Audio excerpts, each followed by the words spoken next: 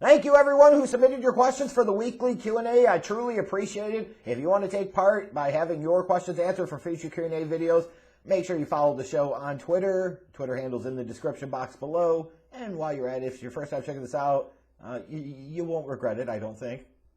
You should smash that subscribe button as well. Let's go ahead and kick it off. Lots of questions to get to, trying to get through them all in one video. Blackspace999 asks, when will Aaron Rodgers be gone from Green Bay after not being at OTAs today? You must ask this question like, yes, yeah, you asked this question on Monday. I don't know. It's 50-50 whether he might be gone after June 1st or he might still be your week 1 starter for the Packers in 2021. I'm 50-50 on whether or not he's their starter or not at this point. And are you more optimistic about the state of the Bears if he leaves in the next 2 years? No, absolutely not, and here's why. Because the Chicago Bears need to improve and get better to be the best version of the Chicago Bears they could be. Justin Fields, growing into and becoming a franchise quarterback or not, should be completely, totally separate and independent from anything involving Aaron Rodgers and the Green Bay Packers. That's just period. Like, this is what matters at the end of the day is, how does Justin Fields develop? What do you do to remake and remold the team and build the team around him? That should have no impact on it by Aaron Rodgers. That should not matter at all when it comes to Aaron Rodgers. So, no, it doesn't change my level of optimism for it at all. Excuse me. Because they should be totally unrelated. At Shea Durr asks, who would you rather see the Bears draft next year to pair with Fields if Robinson leaves? Chris Olavey or Garrett Wilson? 1, we're 11 months away from the draft. A little early to talk about that. 2, the Bears don't have a first-round pick. Really need more time to kind of figure out what that wide receiver class looks like. 3, even if Allen Robinson was to stay, who's to say that I still wouldn't want them to draft a wide receiver early?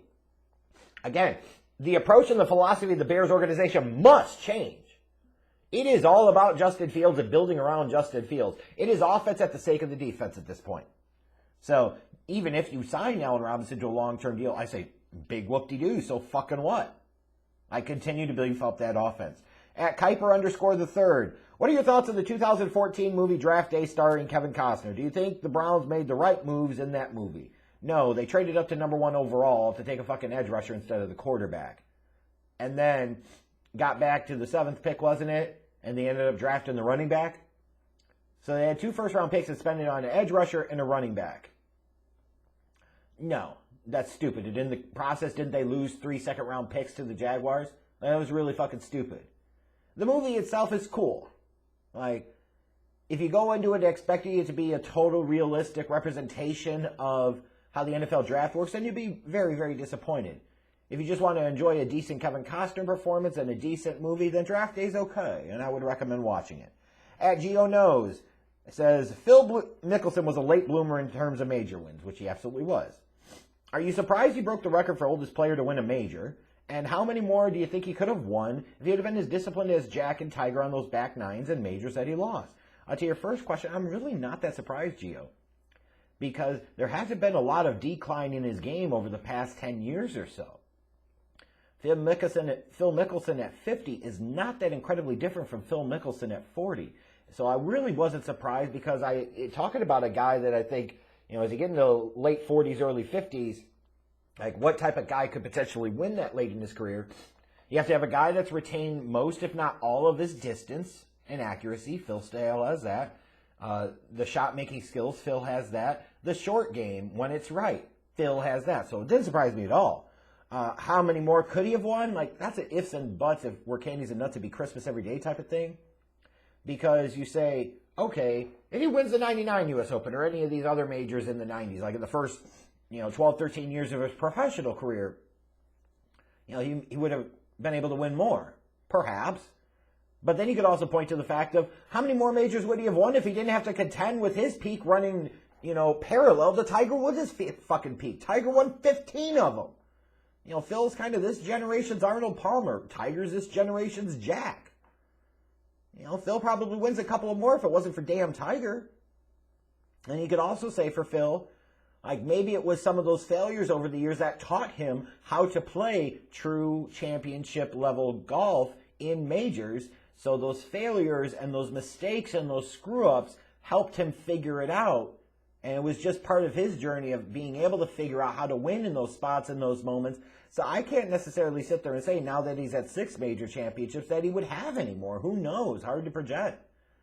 But the big thing for me is that he wanted to, potentially lock in a place where he could guarantee his own berth in the U.S. Open. Now he's done it for the next 5 years so he can take some swings at trying to finish off the career Grand Slam. But either way, he won his 6th major. To me, it just further cements that he's one of the 10 greatest golfers of all time. But hard to really say how many more he could have won because there's a lot of factors at play. At Bear Down RU, Chad asks, name one free agent that you would like to see the Bears sign right now. If I was thinking offense, probably Morgan Moses.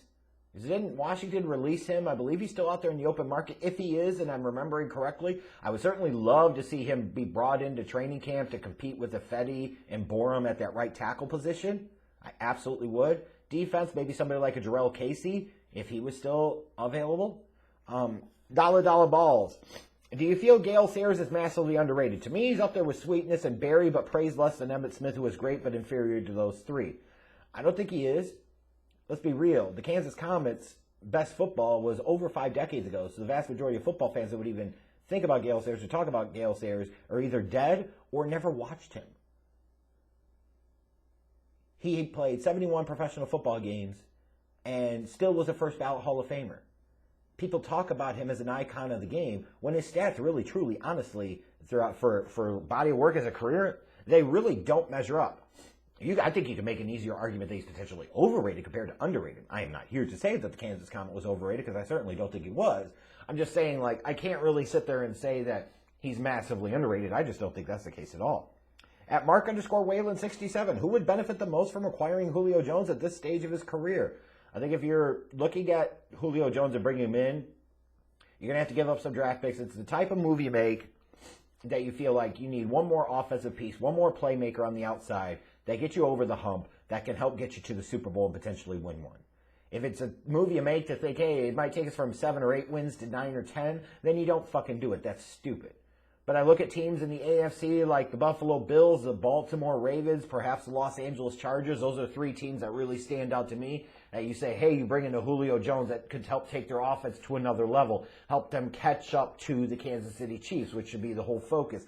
On the NFC side of the house, maybe you're talking about a team like the Green Bay Packers. I mean, if you are going to keep Aaron Rodgers, you'd be doing yourself a disservice to not at least pick up the phone and try to strike up some dialogue and conversation. Might be unrealistic, but I'm just saying, you got to at least make the call. And you might have teams like Arizona and San Francisco be interested, but I don't think he alone makes them a championship team, but they certainly would be. But I think it's somebody in the AFC side of the house, and it's probably one of those 3 teams that I mentioned. And a logical reason 1, the Deshaun Watson situation is just a mess. Yes, it is. It's almost like Mahomes got lucky to not be in Houston. Am I right? Yes, you are. Is Deshaun likely to just not even finish out his contract with Houston at this point? That's a great question. I don't know. I just don't know. I can make some declarative answer, but I'm not going to right now. I don't know. At Lord_JCW, how would you rank these 3 wide receivers, DK Metcalf, A.J. Brown, Terry McLaurin, and why? Personally, my ranking would be A.J. Brown 1, Terry McLaurin 2, DK Metcalf 3. I actually agree with you. I really do. I think McLaurin is a little underrated. A.J. Brown, you can do a lot more with. Metcalf is great, but I think to me he's a little more of a 1 or 2 trick pony. Metcalf also has had the benefit the first couple of years of his career of playing with Russell Wilson. The other 2 guys have not. How much better would they look potentially playing with a Russell Wilson, playing with an elite NFL quarterback? So I actually kind of agree with your rankings. I think it's an interesting thing to pose to the group, where would you guys rank those guys 1, 2, 3? At Ad Sales Savant, if the Mets miss the playoffs this year, do you think they should rebuild? DeGrom is great, but I don't see them winning a championship with him. In my opinion, they'd have to if they fall short for the 5th year in a row, but I highly doubt they will. If you miss the playoffs and you miss it in a big fashion, you certainly should be entertaining the concept of rebuilding. It's interesting how you point to Jacob DeGrom and you sit there and make it seem like he's the thing that's holding you back. He's not like a quarterback in the NFL. You realize he's just one starting pitcher. And you got a starting rotation of at least 5 of them jokers. So just interesting you would single him out. But if you felt like you'd get a lot in return in trade for him, then so be it. But if they don't make the playoffs this year, they absolutely should consider starting over. Splash Bro Kieran, do you think if the Ravens had even a middle-of-the-road passing attack that it would be enough to help them win a Super Bowl, considering they have the best rushing attack and top 5 defense? Yes. If they were somewhere in like the 10 to 15, 12 to 18 range in terms of as a passing offense, it's something that in big games you could rely upon them a little bit more to make some big plays in the passing game and help move the chains a little more consistently. I would agree, Kieran, like that makes them a Super Bowl team. Is Ted fired yet? Asked, do you think the field selection gave Pace and Nagy massive extensions and more job security than they deserve? I think we got to keep this in mind. It'd really be stupid to allow a general manager to make the deal like you allowed to have happen to go get Justin Fields if he was going to be on the hot seat this year, if he was a lame duck. Like, why would you do that? So as a result, to me, that indicates either Ryan Pace already has a massive contract extension or he has some type of guarantee of future employment, maybe as being the backfill for Ted Phillips as team president if Ted retires soon. As far as Nagy, I don't think it guarantees him anything. If anything, it probably puts the hot seat on him a little bit more. But I think for Pace, I think he's good, I promise you. I can't see him being fired at the end of the season no matter what happens. At DaveG123_456, are you excited about Justin Fields potentially being the franchise quarterback the Bears have never had since Sid Luckman? Yes. I have my concerns about Justin Fields, but I'm also excited about the physical potential, the elite traits. Like, there is a bit of an excitement there of, I've waited literally my whole entire fucking life for the Bears to have a real deal, reliable, consistent franchise quarterback. They never had that in my lifetime. So hell yeah, that freaking excites me. At Blaze in 1978, if your assessment of Trevor Lawrence is correct, then the Jets not only didn't screw it up, but they did their exactly right thing by letting the Jags go first. Unthinkable, but could it be that it was their plan all along? No. And that's dumb. And I'll tell you why. Because let's say you're the Jets and you were going into December and you're like, hey, I think we actually like Zach Wilson more than we like Trevor Lawrence. It's not as big of a deal to get that first pick. Okay, well, what happens if the Jaguars are sitting there having the same thought process and they say, everybody wants Trevor Lawrence, but we think Zach Wilson's better. So now the Jets have put themselves in the number 2 position, which also, by the way, impacts their slotting with other picks throughout the rest of the rounds. So no, that makes no sense. Just to sit there and watch as the Jags would potentially take Zach Wilson. No, you want that number 1 pick. If you're going to go tank, do it all the way because you want that control and you want, that impact of getting a higher slot in terms of your draft picks in the other rounds, subsequent rounds as well. At SMF Cast, what are some of the quarterbacks to watch in the upcoming college football season? You got Ritter and Rattler. You've got Sam Howell. You've got Malik Willis. There's a few names off the top of my head. There's a couple more. Did I say Howell? I can't remember if I did or not. See, that's what happens when you get old. But those would be some of the names that you would look at, but there could be some others too. At Fulio Georgian 1, do you think Justin Fields could be Rookie of the Year as a revenge against anyone who criticized him before the draft? Certainly there are elements there that, from a physical standpoint, say that if he was given the opportunity to play and play the majority of the season, that he could. That is absolutely true. That said, the biggest key problem is he would have to be given the opportunity to play the majority of the season, and I don't know that I trust the Chicago Bears and this coaching staff to do the right thing, which is start fucking Justin Fields on day 1. At Keys 10, thoughts on Andrew Berry's job as Browns general manager so far? Time will tell. Feels like he's done a solid job, but what is that really equated to? You ultimately measure against bottom line results, and yeah, they won 1 playoff game last year, but that team that he put together, that coaching staff that he put together, failed to seize upon the opportunity of Mahomes being out with the concussion and didn't win that divisional game that they should have. So we'll see. Time will tell. Let's see here. At 91 Walt, would you have Trey Lance have packages like Michael Vick did as a rookie when Chris Chandler was the starter? Ooh, man, going back to them 2001 days. How about that blast from the past, huh? I would have packages for Trey Lance as a rookie. You know what it's called? He'd be my day 1 starter. So every package would be for him. Sitting there and benching him for fucking Jimmy Garbage Pail? How ridiculous. No, those are the packages. You make him the day 1 starter. Spinner Media YT, what is your dream car? Also, if you could eat 1 meal every day, what would it be? Finally, have you ever considered watching Formula One? To your third question, no. To your second question, Serena Williams, pussy. And dream car, probably a Ferrari. MC17 Clark, I know you hate the Packers, but what are your thoughts on the Brewers? I hate the Packers, but the Bears have been so out of the realm of even being a consistent competitor or contender for the Packers' crown in that division over the past 3 decades that the Packers, I hate them, but I don't hate them that much because it's just they're different teams and different organizations doing different things. As far as the Brewers, if I hate anybody over the years way more, it's probably the Cardinals. The Brewers just don't bother me that much. It's just another team to me. At Braden Smith 14, do you see the NBA or MLB expanding to 31 or 32 teams anytime soon? I definitely see the NBA trying to expand to 32 teams in the next couple of years. MLB, I'm not as sure.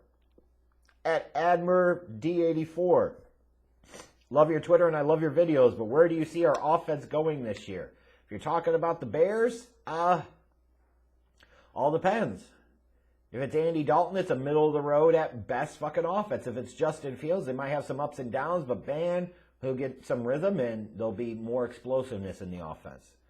At FanFan420, what type of coach should the Bears go after once Nagy inevitably botches Justin Fields' development? An offensive-minded head coach that actually is a quality game planner and strategist in terms of as a play caller, and somebody that actually knows what the hell he's doing when it comes to evaluating, developing, and handling the quarterback position. At Chicago Bears TV 1, do you think the Bears will make the playoffs? They could. I don't see how they take much of a step back. They could, though. I think backdooring of the playoffs last year with an easier schedule. I'll put it this way.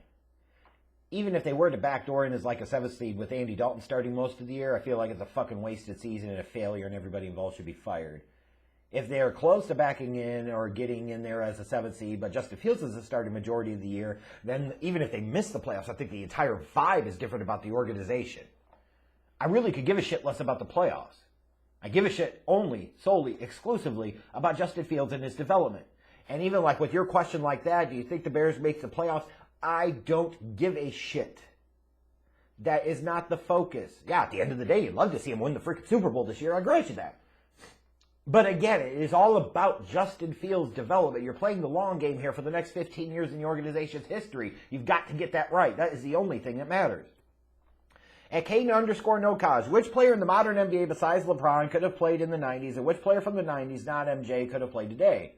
I think most, if not all, of the players of today could have played back then. I think most, if not all, of the players from back then could play now. Great players are great players regardless of the era.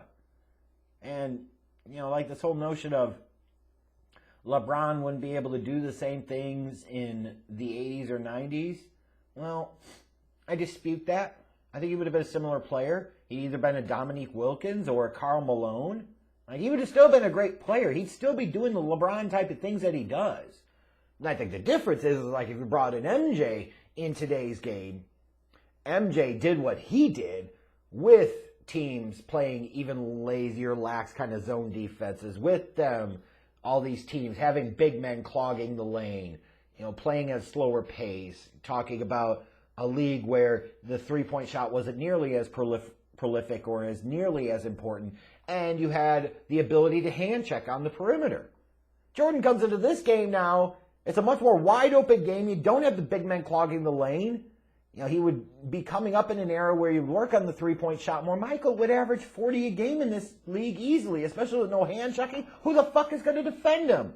You gotta be kidding me. So hell yeah. But yeah, like this notion of could these guys play then or could those guys play now? They absolutely could. At the Real JR 5150, if the Chicago Cubs are hovering around 500 ending July, should they be major sellers at the trade deadline? Yes, abso-fucking-lutely. At Arthur Magnificent 1, why are people so upset with the jersey rule? I couldn't tell you. Who gives a crap? If you want my thoughts, who gives a crap? I don't care. Let guys wear whatever the hell damn numbers they want to. Who really cares? Let me see here. Who else?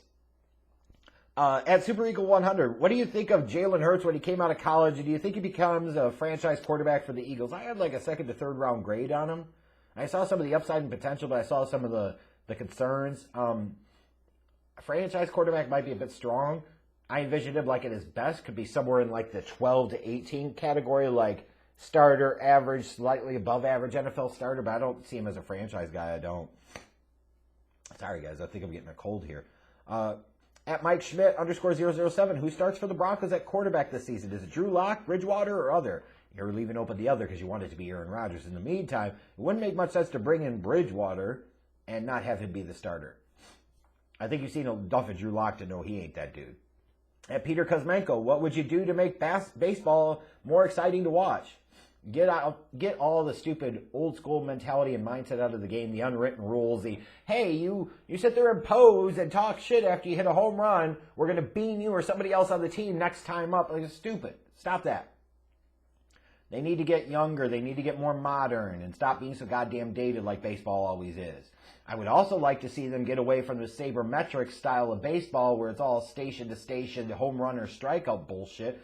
I'd like to see us get back to where contact hitting was a bigger thing. I would like to see us get back to base stealing.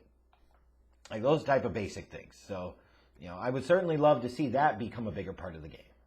Because that makes it more exciting than the station to station, it's either a home run or a strikeout bullshit that we see today. Period.